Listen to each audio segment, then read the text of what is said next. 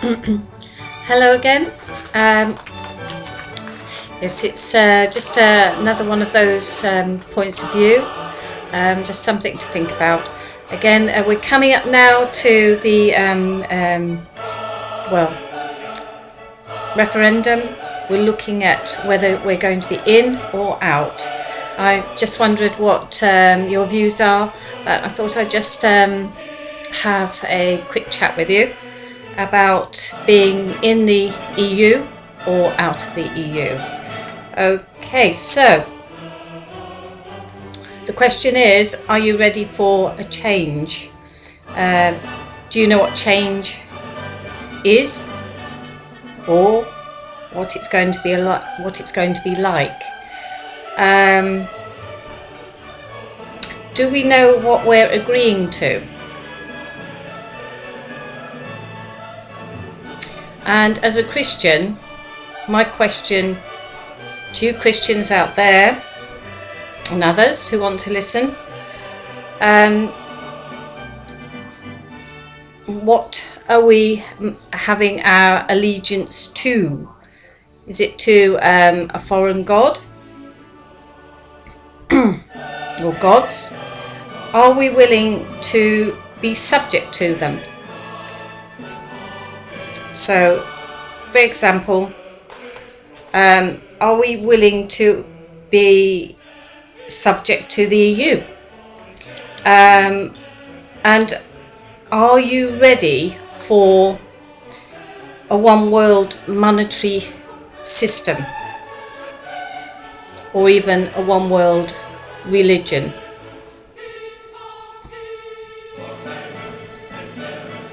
And you might ask, which one will that be? Which religion? And I'm surmising, or even just feeling quite strongly then, that it will be the one that dominates everything. And you might consider and think that times are hard, or that times would be difficult if we opt out of the EU. But don't be fooled, because you might think that there's a lot of scaremongering going on, that we're going to be isolated, that we won't be able to manage as a country. But I'm prophesying now as a Christian that the religion that takes over will be the one that, like I said, that dominates everything. But it will be 10 times more difficult than it is now.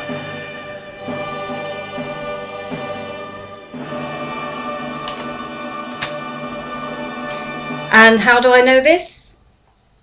Because in Revelations chapter 18, put my glasses on, verse 2, it talks about mighty Babylon's fall.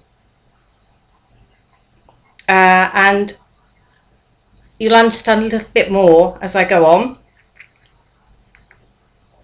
and how she has become a resort and a dwelling place for demons, and it's a dungeon haunted by every loathsome spirit, an abode for every filthy, detestable bird.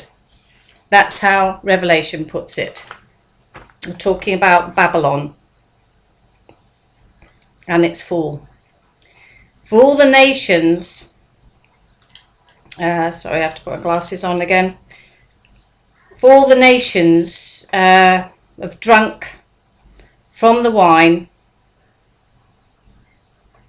of her passionate unchastity, and the rulers and the leaders of the earth have joined with her in committing fornication or idolatry, is how Revelation puts it. And the businessmen of the earth have become rich with the wealth of her excessive luxury and wantonness. And in verse 4, we're still in Revelations.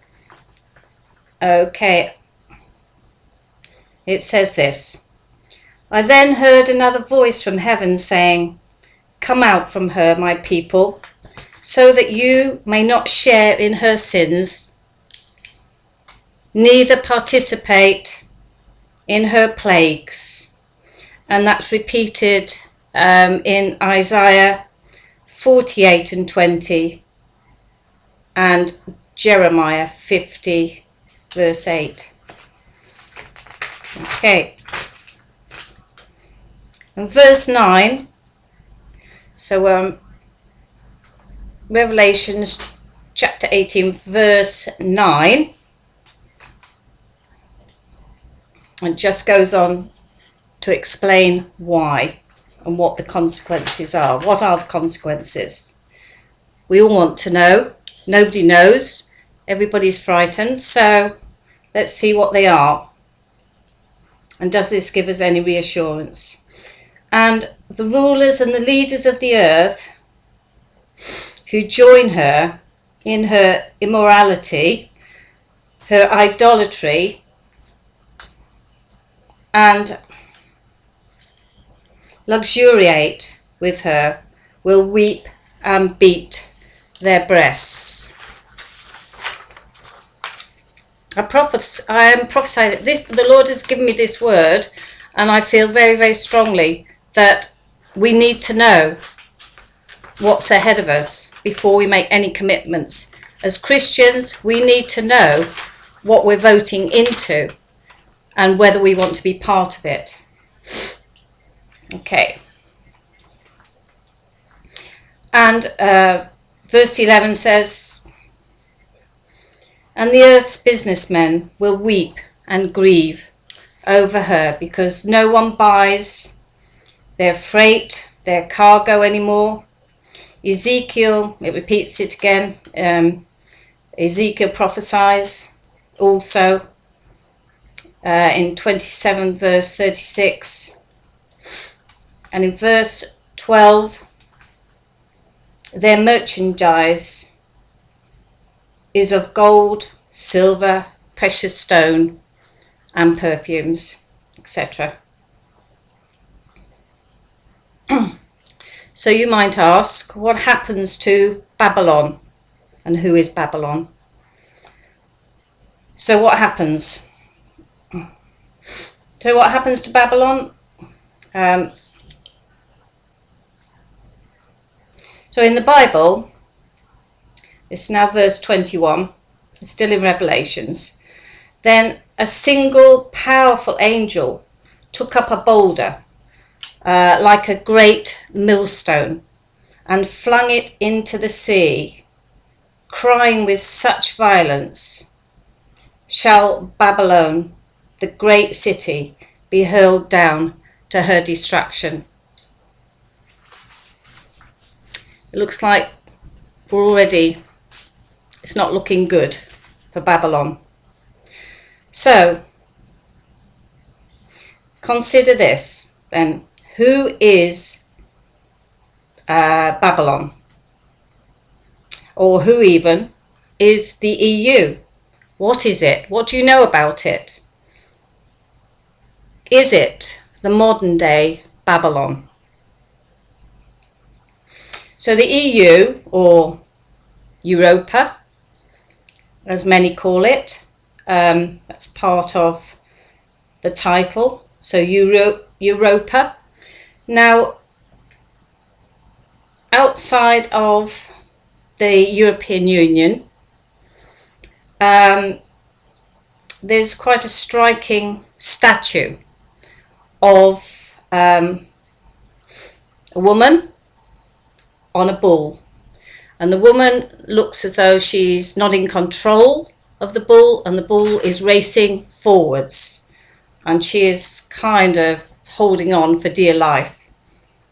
So Europa is Europe, so it stands for us. So the woman is called Europa, and she sat on the bull. Who's the bull? The bull, okay. So the bull is a representation of Satan, the beast. So the woman on the beast. And in Revelation 17:3, it refers to the bull and 10 horns. Now, around one of the, let's say the statue, there's rings around the bull, just going up at the back of the bull, and there's 10 rings. And also, I say, in Revelation, it talks about the 10 horns, but they're 10 rings, like 10 representations of that, incorporated into the statue of the bull. Okay. So what will change? So if the EU succeeds and we enter in, my prophecy is to you is that our Bible will no longer be the same. And why won't it be the same? Because it's too radical. Our Bible, if you look at our Bible, it says a lot of things that are going to offend a lot of people, and it would have to change. It's too offensive. So expect as Christians that you won't have that freedom of that Bible. That Bible will have to change, it'll have to go. It'll have to be watered down and made into something more digestible.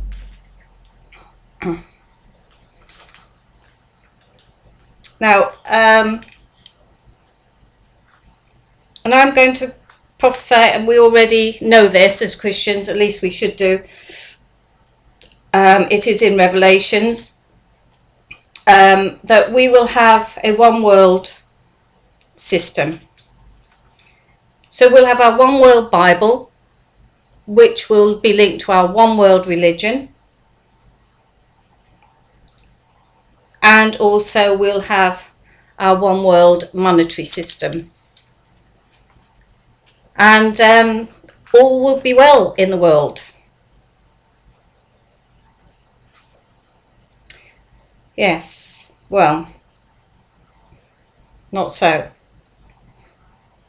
Because the Lord has told us, and in Revelation it clearly states that the modern day Babylon, in other words, the Babylon that was a representation of man's power and him wanting to seek his own power above God, was destroyed and utterly destroyed, and it was abhorrent to God. And in the same way, the new Babylon will be utterly destroyed, because it's a rebellion against God. It doesn't involve God, it excludes God. It becomes a one world system, man-made system, that is suitable for man, but not suitable for God. In fact, it excludes him. So you've got the Bible, the new Bible, the EU that will bring in its laws that will be overridden by, we'll have a say, apparently we'll have a say, and apparently the EU members will have their say, and the majority will win. And you can quite clearly see that our Bible is not going to fit into that world. And I say cash will be gone. It will be a cashless society. So how will you pay for things? How will you manage to buy things and sell things? Well, again, Revelation says that you will have the mark of the beast. And if you don't have that mark, you don't have the mark of the beast on you, then you won't be able to buy and you won't be able to sell. So you want to think quite well and quite clearly about when you say yes, what are you saying yes to? Do you really know what you're signing up to and what your allegiance will be to? Let's have a look. So you'll have to have a mark of the beast, and you'll have to have an allegiance to the beast before you can buy and sell. And I say, if you're not part of it, you will be out. You'll be excluded.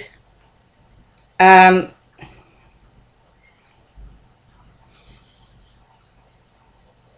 it's again, just going back to the EU building itself. It is a representation of the Tower of Babel, the way it's built. Just look on, just put under their EU building on Google, have a look for yourselves, and just have a look at what the EU building looks like. And you'll see that it's built in that form as it was some time ago.